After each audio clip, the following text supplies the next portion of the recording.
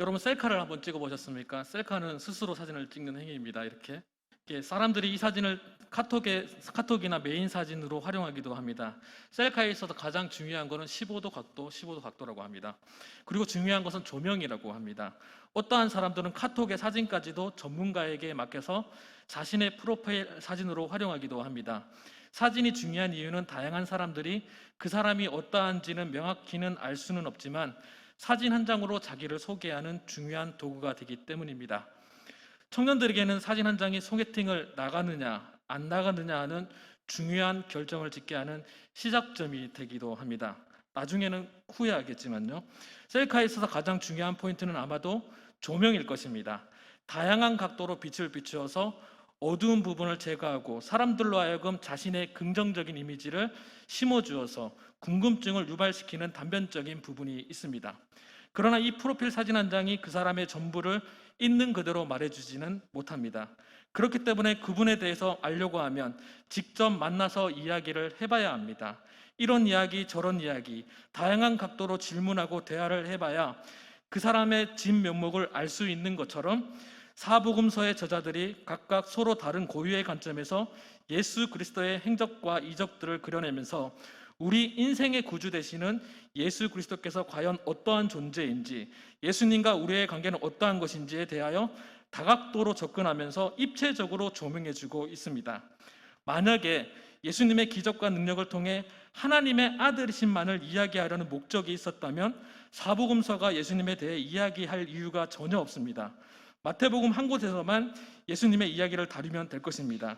주는 그리스도시요 살아계신 하나님의 아들께서 우리의 죄짐을 짊어 가시는 영적인 모습으로 예수님을 명료하게 그려낼 수 있었을 겁니다. 그러나 동일한 예수님의 이야기를 다양한 각도로 말씀하시는 이유는 예수님이 어떠한 분인지, 그분이 기적과 이적을 행하시는 이유가 무엇인지 우리에게 알려주기 위함입니다. 모든 성경은 하나님의 감동으로 된 것으로 의로 교육하기 유익하다고 말씀하셨습니다. 예수님의 행적을 다양한 각도로 비추어주면서 예수님의 행적이 단순하게 하나님의 아들이심을 보여주는 단면적인 부분이 아니라 인류 구원을 위한 예수님의 진면목을 주기 위한 것이라고 이야기할 수 있습니다. 특별히 제4복음서인 요한복음은 성자 하나님께서 우리의 죄를 대속하시기 위하여 성육신하신 예수님이라는 측면을 집중적으로 강조합니다. 예수님의 모습과 행적은 신적 기원에서 기인한 특별한 능력을 가진 분이라고 이야기합니다. 우리를 죄와 사망에서 구원하실 유일한 구주이심을 특별히 강조하고 있다는 것입니다. 요한복음 20장 30절과 31절에서 저자는 스스로 이 책을 기록한 목적을 이렇게 말씀합니다. 예수께서 제자들 앞에서 이 책에 기록되지 아니한 다른 표적을 많이 행하셨으나 오직 이것을 기록함은 너희로 예수께서 하나님의 아들 그리스도이심을 믿게 하려 함이요 또 너희로 믿고 그 이름을 힘입어 생명을 얻게 하려 함이니라. 아멘. 요한복음의 저자는 예수님의 다양하고 많은 표적들을 보았던 것 같습니다. 그러나 모든 표적들을 기록하지 않았던 것 같습니다. 그렇다면 하나님께서 말씀 안에서 예수님의 기적과 행적을 통해 우리에게 말씀하고자 하시는 뜻, 교육하고자 하는 뜻이 분명하게 있다라는 것입니다. 특별히 오늘 본문의 말씀인 나사로를 살리신 예수님의 이야기를 통해서 하나님께서 우리에게 말씀하고자 하는 뜻이 무엇인지 알 수 있기를 소망합니다. 당시 사람들의 사고를 지배했던 것이 무엇이냐면 철학이었습니다. 철학이 무엇이냐면 인간의 지혜와 알을 통해 사회의 모든 영역을 경험한 것들을 정의하고 결정짓는 학문입니다. 그렇기 때문에 우리의 지혜와 지식과 상식 밖에 있는 모든 것들은 우리의 영역이 아닌 딴 세상, 이데아라는 다른 공간의 영역이었던 겁니다. 그렇기 때문에 그들은 아는 것과 보이는 것을 중심으로 생각하고 생활합니다. 철저한 이원론적 중심을 가지고 사회를 살았던 것이죠. 그렇기 때문에 그들은 눈에 보이는 현상만을 보고 살았습니다. 그러나 죽음에 대해서는 알 수 없고 생각할 수 없는 미지의 영역에 있었던 것입니다. 그들은 이 미지의 영역이라고 해서 가만히 있었던 것은 아닌 것 같아요. 당시에 영지주의자들이 있었습니다. 영적인 것을 지식으로 알 수 있다라고 주장했던 사람들입니다. 그들은 철저한 철학적인 사람들이었죠. 그러나 인간의 지식으로는 영적인 세계에 접근할 수 없다라는 것을 알게 되었어요. 따라서 자신들은 물질의 무덤 속에 갇혀진 상태라고 생각했습니다. 그렇기에 물질은 악하다고까지 이야기합니다. 이러한 관점에서 오늘 본문을 살펴본다면 나사로를 살리신 예수님의 사건은 엄청난 사건입니다. 단순하게 예수님의 능력을 이야기하고 예수님이 하나님의 아들이심을 이야기하는 것이 아니라 우리의 지식과 상상력을 초월하고 설명할 수 없는 엄청난 사건이 벌어진 것입니다. 보이지 않고 알 수 없는 미지의 영역을 믿음의 눈으로 볼 수 있게 된 사건입니다. 예수님께서 행하신 기적 자체도 중요하고 기적을 통해 우리에게 행하신 하나님의 뜻을 발견한 것도 중요하지만 저자가 기록하고 있는 문학적 기법에도 우리가 잠시 주목해 볼 필요가 있습니다. 문학적 기법이라고 하는 것은 좀 말 그렇게 어렵게 생각하실 필요가 없고요. 저자가 기록된 글자를 그냥 그림으로 한번 그려보자는 것입니다. 나사로는 무덤 속에 존재합니다. 예수님은 제자들과 무덤 밖에 서 있습니다. 가정을 한번 해보겠습니다. 제가 썩어 죽어가는 나사로라고 가정해보고 여러분들은 예수님과 함께 제자들과 무리들이라고 가정해보겠습니다. 그리고 이 강대성을 무덤 앞 돌이라고 생각해보겠습니다. 나사로의 모습은 무덤 속에 아무것도 보이지 않는 어둠 속에서 아무것도 할 수 없는 신체 냄새 나는 죽은 사람의 모습입니다.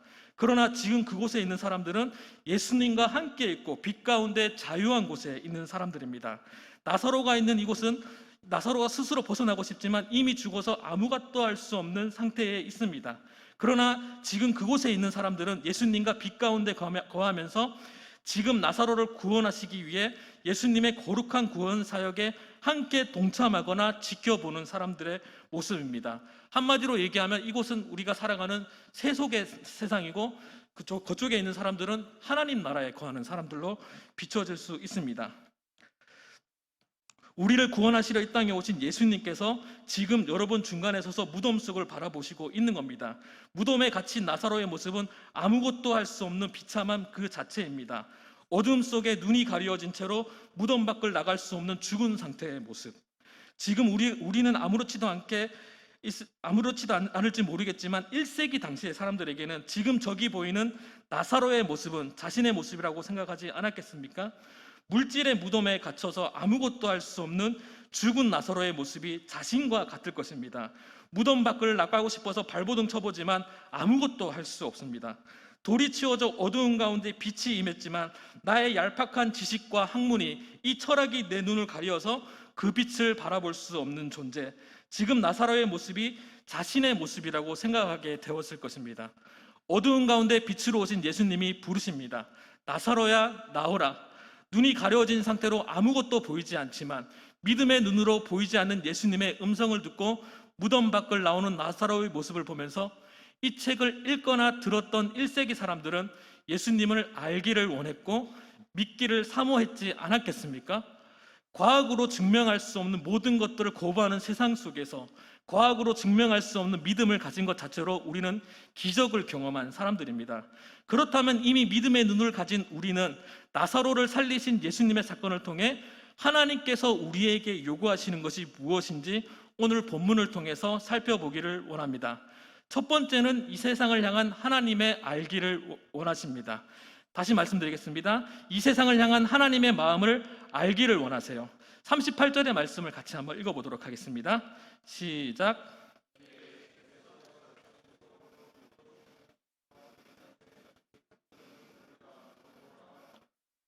예수님은 분명 나사로를 살리기 위해 작정하시고 이곳에 오셨습니다. 그런데 예수님의 마음을 이토록 비통하게 만드는 이유는 무엇이었을까요? 예수님은 마르다와 대화를 통해 자신이 누구인지 분명하게 말씀하셨습니다. 25절 말씀입니다. 나는 부활이요 생명이니 나를 믿는 자는 죽어도 살겠고 무릇 살아서 나를 믿는 자는 영원히 죽지 아니하리니. 마르다 역시 주는 그리스도시요 살아계신 하나님의 아들이심을 믿는다는 고백을 들으셨습니다. 또한 예수님의 마음을 아는 특정할 수 있는 유대인들이 예수님이 나사로를 사랑하는 마음을 이해하는 사람들이 꽤나 많이 있었습니다. 그러나 특정할 수 없는 어떤 이의 말 때문에 예수님은 비통하게 울고 계십니다. 요한복음 11장에서 예수님은 울보처럼 여러 번 우십니다. 예수님이 이미 작정하시고 나사로를 살리시려고 하셨기 때문에 슬퍼할 이유는 전혀 없으세요. 그런데 예수님은 여러 번 우시는 이유를 살펴보면 나사로 때문도 아니고 마르다와 마리아가 불쌍해서도 아니요 믿음이 없는 특정할 수 없는 무리들 때문이라고 말씀하시고 계십니다. 예수님의 사랑은 나사로를 살리는 것이었지만 예수님의 관심은 아직 믿음을 갖지 못하는 이웃에게 있었던 것입니다. 태초에 하나님과 함께 창조 사역을 감당하셨던 예수님께서 육신이 되어 이 땅 가운데 오셔서 죽은 자를 구원하시려 하는데 죄와 사망의 권세에서 허덕이고 있는 어두운 가운데 빛을 바라보지 못하는 그들을 안타까워하시는 하나님의 마음을 알기를 원하세요. 하나님의 사랑은 분명 믿는 자에게 있습니다. 하나님은 대산교회를 사랑하세요. 우리를 사랑하십니다. 그리고 하나님의 관심은 사랑하는 이를 통해 믿음을 가지게 될 아직 믿음이 없는, 특정할 수 없는 교회를 둘러싼 우리의 이웃에게 있는 줄 믿습니다. 예수님께서 이 땅에 오신 이유는 분명합니다. 우리를 구원하시기 위하여 이 땅에 오셨습니다. 예수님은 제자들과 자신의 죽음과 부활을 이야기하면서 사망 권세를 이기시고 인류를 향한 하나님의 구원 계획을 이미 말씀하셨습니다. 그러나 하나님의 마음을 알지 못하는 사람들 때문에 비통해하는 예수님의 마음을 알 수 있기를 원하셨습니다. 이러한 예수님의 마음을 잘 알 수 있는 장면이 돌무덤을 치우고 하나님께 기도하는 장면입니다. 우리 같이 한번 읽어보도록 하겠습니다. 41절과 42절 말씀입니다. 시작.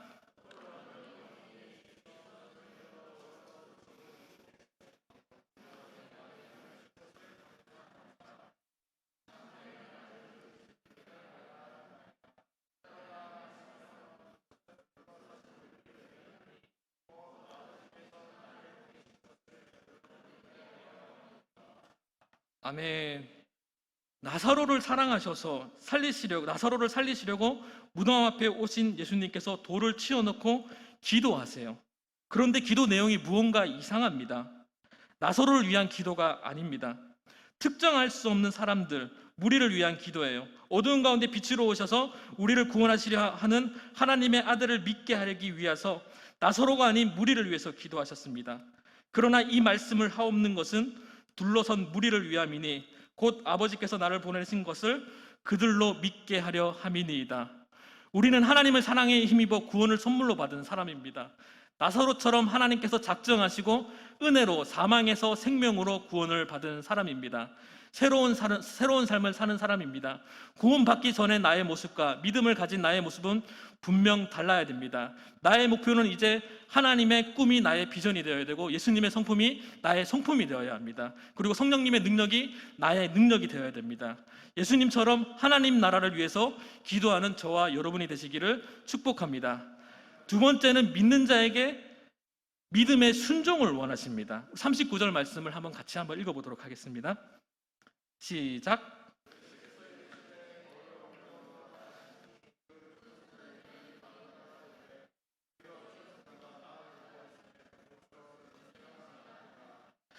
예수님이 과연 돌이 무거워서 옮기라고 하셨을까요?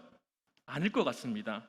능력이 있는 분이셔서 열려라 에바다라고 외치며 돌문이 스스로 열려졌을 것입니다.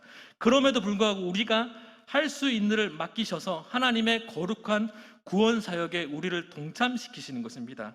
실제로 사람이 죽은 지 나흘째가 되면 그 시체가 더 이상 얼굴이 분간하기 어려울 정도로 부패하고 냄새가 지독하게 난다고 합니다. 돌무덤 앞에 이미 냄새가 풍기고 있는 상황이라고 볼 수 있습니다. 마르다는 부활의 신앙을 가진 사람이었습니다.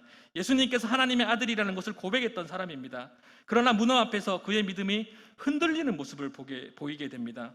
나사로를 살리신 생명의 주관자이심을 믿었지만 그 시체 썩은 냄새 나는 무덤 앞에서 흔들리는 마르다의 모습을 보면 우리의 모습 같지는 않으십니까? 우리 역시 믿음으로 살겠노라고 다짐하면서도 믿음이 흔들리는 우리의 모습, 솔직하게 믿음으로 살고 싶죠. 안 그런 사람이 어디 있겠습니까? 주일 성수도 하고 싶고 짜증을 안 내고 싶기도 하고 시기 질투도 안 하고 싶고 정말 정직하고 성실하게 하나님의 합당한 사람의 모습으로 살고 싶지요. 그런데 나의 의지와는 상관없이 때로는 업무의 특성상 정직하지 못할 때도 있고 짜증이 나는 상황이 발생하기도 하잖아요. 삶의 현장에서 흔들리는 자신의 모습을 볼 때면 낙심이 되지는 않으십니까? 그러나 돌을 치우는 것은 믿음이 없는 사람들은 할 수 없는 것입니다. 우리의 믿음이 흔들릴 수 있습니다. 믿음대로 살고 싶지만 생각처럼 되지 않는 우리에게, 시체 냄새나는 돌무덤 앞에 흔들리는 마르다에게 예수님은 책임을 묻지 않으세요. 물론 예수님은 하나님의 아들이시기 때문에 그에 따라 오는 권위로 인해서 마르다에게 책망으로 들릴 수 있습니다. 그러나 예수님은 그의 구원 사역에서 마르다를 제외하지 않으셨습니다. 때로는 실패할 수 있고 실수할 수 있지만 포기해서는 안 됩니다. 왜냐하면 그 일은 하나님께서 인류를 사랑하시는 거룩한 구원의 사역에 우리를 동참시키는 거룩한 일이기 때문입니다. 하나님의 사명은 분명 우리에게 있습니다. 분명 우리를 향합니다. 하나님을 사랑하겠노라고 말한다면 이웃을 사랑할 수 있어야 합니다. 지금 마르다와 마리아에게 이웃을 사랑하는 방법은 나사로의 무덤에 돌을 치우는 것입니다. 첫 번째는 나사로를 살리기 위함이요, 두 번째는 예수님의 구원 사역을 통해 하나님의 관심이 특정할 수 없는 무리들에게 믿음을 주시기 위함입니다. 그렇다면 우리 앞에 돌을 치운다는 것은 무엇일까요? 첫 번째는 나의 태신자에게 복음을 전하는 것, 그리고 교회 사역에 동참하는 것입니다. 교회에 나온다고 해서 복음을 전하는 것은, 교회에 나온다고 해서 복음을 전한다고 해서 믿음이 생기는 것은 아닙니다. 그러나 우리의 섬김을 통해 하나님이 역사하십니다. 아니요, 우리의 섬김을 통해 하나님께서 역사하신다는 표현보다 하나님의 역사에 우리가 동참시켜지는 것이 맞는 것 같습니다. 하나님의 사랑을 받은 우리가 하나님의 관심에 우리의 마음을 두는 것입니다. 둘째는 우리의 삶의 모습을 통해 빛과 소금의 역할을 감당하는 것입니다. 사람들은 자기들과 다르게 살아가는 믿음의 사람을 보면서 도전을 받습니다. 코로나가 한창 진행 중일 때 대면 예배를 드린다는 우리 교회 소식에 어떻게 알았는지 모르겠지만 교회에 전화를 주시는 분들이 있습니다. 자기들도 지키지 않은 사회윤리와 질서를 믿는 자에게는 더 높은 도덕적 잣대로 들임입니다. 너희는 세상에 비치고 소금이라고 말씀하신 그 말씀 앞에 묵묵히 순종하는 사람들 덕분에 믿음을 소망하며 자발적으로 교회에 나오는 분들이 꽤나 많이 있습니다. 통계적으로 줄었을지는 몰라도 그 일이 지금도 일어나고 있습니다. 예수님을 사랑하는 나사로를 살리기 위해 그 구원 사역에 마르다와 마리아 그리고 우리를 동참시키셨습니다. 그리고 하나님께 기도하면서 그 이유를 명확하게 말씀해 주셨습니다. 둘러선 무리를 위함이라고. 그렇게 기도하시고 나서 큰 소리로 나사로야 나오라 라고 부르십니다. 이것은 나사로를 살리신 전적인 하나님의 은혜인 것입니다. 만약에 인간이 참여하거나 거부할 수 있는, 인간이 참여한다거나 거부할 수 없는 하나님의 은혜입니다. 만약에 예수님의 부르심에 나사로가 선택하거나 거부할 수 있었다면 예수님이 부르셨을 때 눈앞에 수건을 먼저 떼고 나사로 하고 나왔겠죠. 그런데 그것이 아니라 하나님의 전적인 은혜이며 거룩한 사역입니다. 그렇기 때문에 나사로는 얼굴에 수건이 쌓인 채로 무언가는 알 수 없지만 어떠한 알 수 없는 이끌림에 끌려 나온 것입니다. 이 믿음은 우리의 지식과 지혜로 얻을 수 있는 것이 아니라 하나님의 선물입니다. 세상의 지식으로 정의할 수 없고 과학으로 증명할 수 없지만 하나님께서 사랑하는 자에게 주시는 구원의 선물입니다. 믿는 자에게는 그 거룩한 하나님의 사역에 참여할 수 있는 특권이 주어집니다. 우리는 특별한 사람입니다. 그렇다고 해서 한 사람의 구원에 우리가 일조한다라는 것이 아니라 하나님의 거룩한 구원 사역에 하나님께서 우리를 동참시켜 주신다라는 것입니다. 하나님은 하나님이 사랑하시는 사람을 부르십니다. 오늘 우리는 세상으로부터 부름받은 하나님의 백성이요 세상으로 보냄받은 그리스도의 제자들입니다. 하나님의 부르심에 합당한 저와 여러분이 되시기를 소망합니다. 하나님의 부름받은 사람을 사용하셔서 하나님의 구원 사역을 완성해 가십니다. 죽은 나사로를 예수님께서 부르십니다. 나사로야 나오라. 죽은 자를 살리신 예수님의 사건을 통해 수많은 사람들이 믿음을 가지게 됩니다. 또 다른 한편으로는 이 믿음 때문에 예수님을 죽이려 모의하는 일이 벌어지게 됩니다. 예수님은 결국 사람을 살리시려다가 죽임을 당하게 되십니다. 따라서 나사로를 살리신 것은 단순하게 나사로만 살리신 것이 아니라 예수님의 부활을 통해 인류를 구원하시려 하는 하나님의 놀라운 계획이 있었던 것입니다. 예수님은 스스로 사망 권세를 이기시고 무덤에서 나오셔서 우리에게도 죄에서 자유를 허락하셨습니다. 사망에서 생명으로 선물을 주셨습니다. 죄로 인해 죽을 수밖에 없는 우리가 믿음을 통해 구원에 이르게 되었습니다. 천국은 죽고 나서 가는 것이 천국이 아니라 지금 현재 이미 하나님 나라가 시작된 것입니다. 우리는 미래가 보장된 부활 신앙을 가진 사람들 아닙니까? 거듭난 하나님의 사람들입니다. 그렇기 때문에 우린 이미와 아직 사이에 서 있는 것입니다. 예수님이 다시 오실 때까지 하나님의 마음을 알아 하나님의 마음을 기쁘시게 하는 저와 여러분이 되시기를 축복합니다. 말씀의 결론을 맺겠습니다. 나사로의 부활을 통해 하나님의 관심은 특정할 수 없지만 무덤에 둘러싼 무리들에게 있다는 것을 알 수 있습니다. 예수님은 분명 나사로를 사랑하셔서 나사로를 살리기를 원하셨어요. 하나님은 우리를 사랑하셔서 우리를 구원해 주셨습니다. 그리고 하나님의 관심은 교회를 둘러싼 세상에 있습니다. 하나님의 사랑하는 일을 통해 그 구원 사역을 완성해 나가길 원하십니다. 하나님은 대산교회를 분명하게 사랑하십니다. 그러나 특정할 수 없는 우리 교회를 둘러싼 정평동에, 대구에, 경산에, 대한민국에, 전 세계에 특정할 수 없는 무리들이 우리 교회를 주목할 것입니다. 왜냐하면 믿는 사람들이 행하는 곳이기 때문입니다. 하나님의 사랑과 이웃 사랑은 하나님을 사랑하고 우리를 통해 세상이 하나님을 알 수 있도록 돕는 것입니다. 어두운 가운데 빛으로 오신 예수님은 우리에게도 말씀하십니다. 돌을 옮겨 놓으라.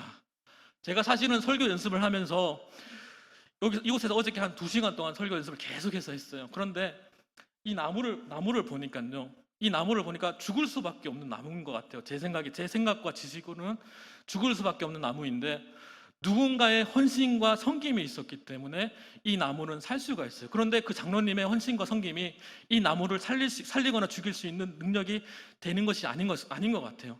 이 나무를 살리고 죽이는 것은 하나님의 오지로 능력인데 한 분의 섬김 때문에 특정할 수 없는 어떤 사람들은요, 이 나무를 바라보면서 하나님이 저 척박한 땅에 있는 나무를 끊임없이 살리시는 생명력 있게 살려가려 이끌어가신 하나님을 바라보는 누군가는 이 나무 하나 때문이라도 하나님을 바라볼 수 있을 줄 믿습니다.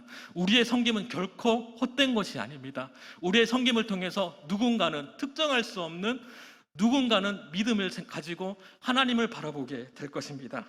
이번 한 주도 믿음과 순종을 통해 하나님의 마음을 기쁘시게 하는 저와 여러분이 될 수 있기를 소망합니다.